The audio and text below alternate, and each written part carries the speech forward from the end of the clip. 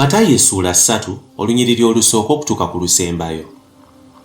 Mu nnaku ezo Yokaana Omubatiza n'ajja mu ddungu ery'e Buyudaaya ng'abuulira ng'agamba nti mwenenye kubanga obwakabaka obw'omu ggulu bunaatera okutuuka. Kubanga Yokaana oyo nnabbi Isaaya gwe yayogerako ng'agamba nti eddoboozi ly'oyo ayogerera waggulu mu ddungu nti mulongoose oluguudo lwa Mukama, muluŋŋamye amakubo ge. Naye Yokaana oyo yayambalanga engoye ez'ebyoya eby'eŋŋamira nga yeesiba olukoba olw'eddiba mu kiwato, n'emmere ye yalyanga nzige n'omubisi gw'enjuki ez'omu nsiko.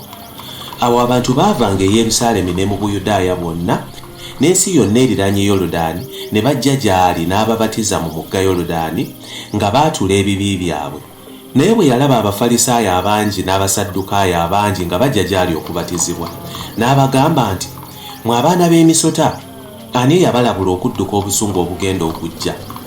Mubale ebibala ebisaanidde okwenenya, muleme okulowooza n'okwogera mu mutima nti Tulina Ibulayimu ye jjajjaffe, kubanga mbagamba nti ayinza mu mayinja gano okufuuliramu Ibulayimu abaana. Naye kaakano embazzi eteekeddwa ku kikolo ky'emiti, buli muti ogutabala bibala birungi gunaatemebwa, gunaasuulibwa mu muliro. Mbabatiza n'amazzi olw'okwenenya, naye oyo ajja emabega wange y'asinga amaanyi, sisaanira na kukwata ngatto ze. Oyo alibabatiza n'Omwoyo Omutukuvu n'omuliro.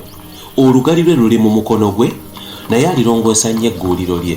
Alikuŋŋaanyiza eŋŋaano mu ggwanika, naye ebisusunku alibyokya n'omuliro ogutazikira.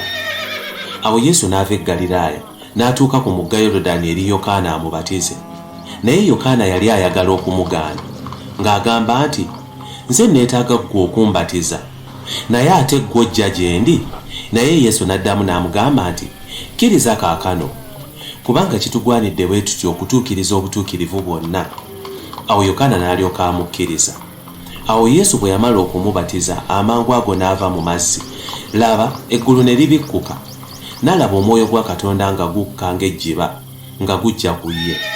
Laba, eddoboozi ne liva mu ggulu nga ligamba nti, oyo ye mwana wange gwe njagala, gwe nsanyukira ennyo.